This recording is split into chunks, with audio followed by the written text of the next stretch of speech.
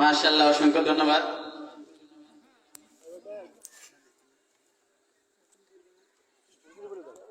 এর পর্যায়ে আমাদের সামনে মূল্যবান কোরআন এবং হাদিস থেকে আলোচনা নিয়ে আসছেন হাফেজ মাওলানা শাকিল হোসেন। হাফেজ মাওলানা শাকিল হোসেন।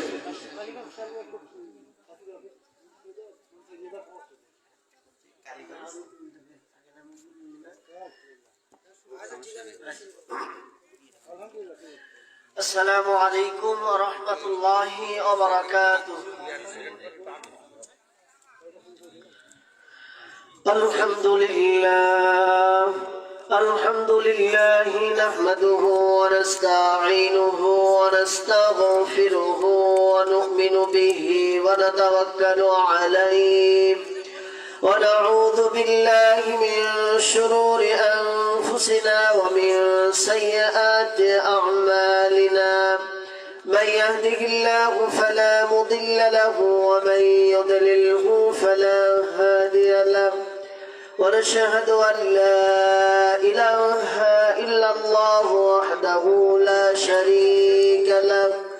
ونشهد أن سيدنا ومولانا محمدا عبده ورسوله الذي أرسله بالحق بشيرا ونذيرا وداعيا إلى الله بإذنه وسراجا منيرا. فقد قال الله تعالى في كلامه المجيد والفرقانه الحميد. أعوذ بالله من الشيطان الرجيم. بسم الله الرحمن الرحيم. ملة أبيكم إبراهيم هو سماكم المسلمين. إن الله وملائكته يصلون على النبي يا أيها الذين آمنوا صلوا عليه وسلموا تسليما. اللهم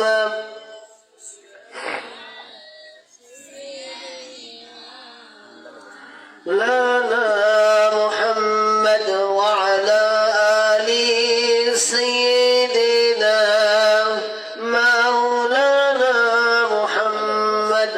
الحمد لله. আল্লাহ সুবহানাহু ওয়া তাআলার দরবারে লাখ কোটি শুকরিয়া যে আল্লাহ রাব্বুল আলামিন আজকের এই তাফসীরুল কোরআন মাহফিলে আসার মতো সুযোগ করে দিয়েছেন এবং আপনাদেরকে এসে কিছু কোরআনের কথা শোনার তৌফিক যে রব্বুল আলামিন করে দিয়েছেন, আমরা দিল খুলে শুকরিয়া আদায় করি। সকলে বলি আলহামদুলিল্লাহ। যেনাকে সৃষ্টি না করলে আল্লাহ রাব্বুল আলামিন আসমান জমিন কোনটাই সৃষ্টি করতেন না, সেই নবীর প্রতি আমরা দরুদ প্রেরণ করি। সকলে বলি সাল্লাল্লাহু আলাইহি ওয়াসাল্লাম।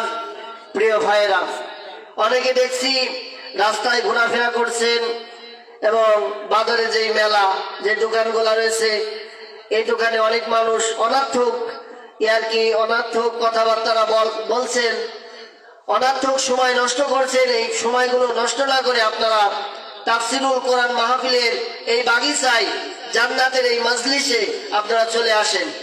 পর্দার আড়ালে আমার সম্মানিতা মা এবং বোনেরা, আমার আলোচনা যেহেতু আমি ছোট্ট একটি আয়াতে কারিমা তেলাওয়াত করেছি, আয়াতে কারিমার কিছু আংশিক অংশ আমি তেলাওয়াত করেছি, এখান থেকে কিছু কথা বলে আমার আলোচনা আমি শেষ করব।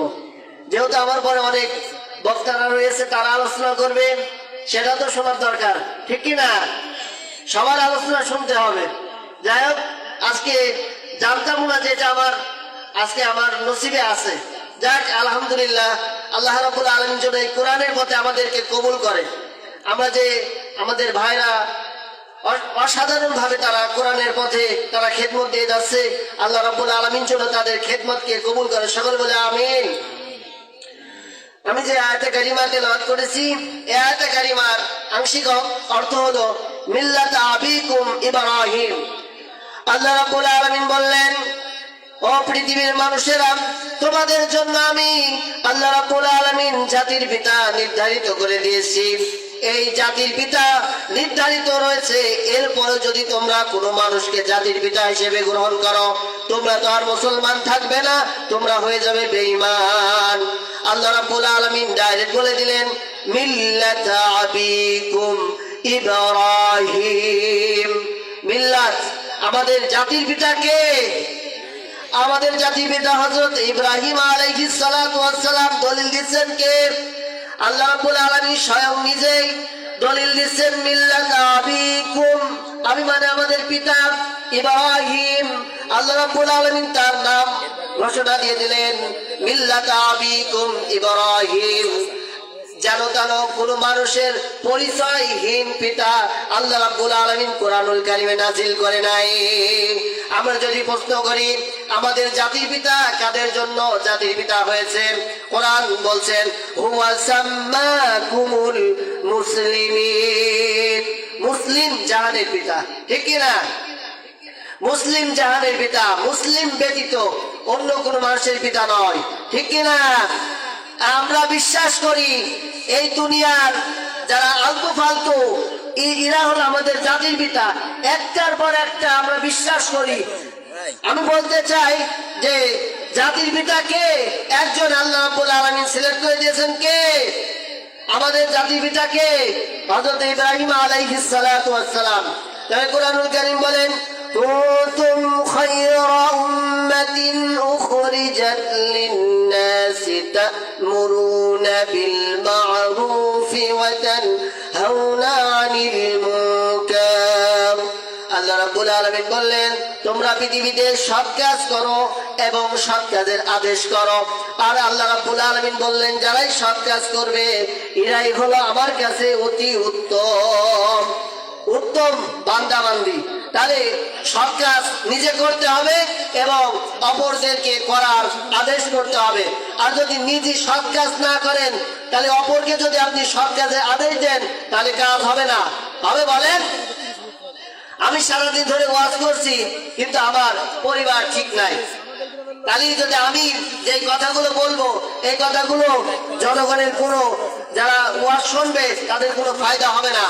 প্রিয় বন্ধুগণ, আমাদের সব দিকে লক্ষ্য রাখতে হবে। আমাদের প্রত্যেকটা কাজ আমাদের আল্লাহর রাজি খুশি করার জন্য করতে হবে। কার রাজি খুশি করার জন্য বলেন? আমাদের পিতা হবে কয়জন? একজন। তাহলে একজন পিতাকে বিশ্বাসী রাখতে হবে কোরআন অনুযায়ী। জাতির পিতাকে হযরত ইব্রাহিম আলাইহিস সালাতু ওয়াস সালাম। অনেকে আবার বিশ্বাস করি খাজা বাবা, শাহ আলী বাবা, গোলাপ শাহ বাবা, বাবার অভাব নাই।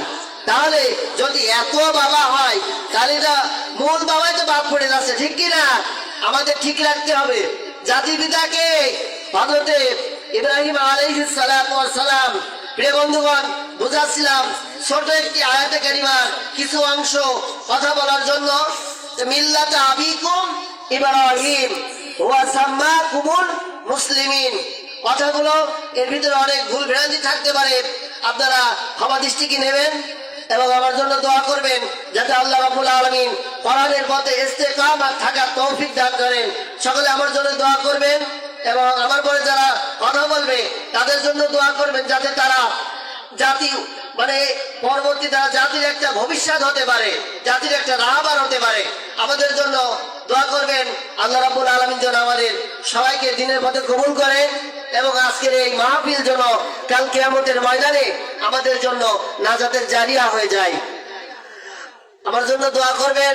আর বিশেষ করে সবাই সবার জন্য দোয়া করবেন। এই কথা বলে আমার কথা শেষ করছি। আল্লাহ হাফেজ।